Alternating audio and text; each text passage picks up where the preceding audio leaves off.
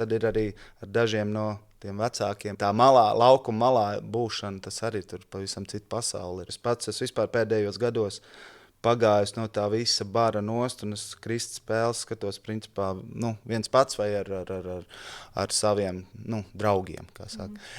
Man ir baigi grūti izturēt to, ka vecākiem ir tā glorificēšana savu bērnu.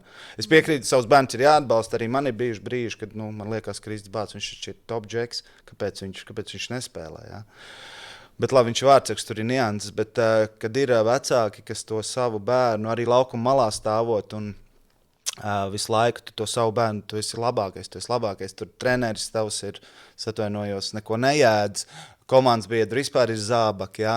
Un tu jau tam bērnam tādā vecumā, 14, 15 gadu, tu viņam visu laiku mājās to skalojot. Lai cik viņš būtu normāls džeks, mēs ieklausāmies vecākos vienmēr. Vai viņiem tas viedoklis ir dažreiz pareizs vai nē, bet mēs viņus dzirdam. Un līdz ar to viņu nereāli sabojā, ka viņš, kā es taču zvaigzne, ka man tētis saka, visas tur esmu visu laiku pirmajās komandās, un tu viņus baigi noglorificējas, un tad ir baigi grūti arī tiem vecākiem iestāstīt, ka redz viņam vajag pielikt tur fizisko, un viņš būs vēl labāks.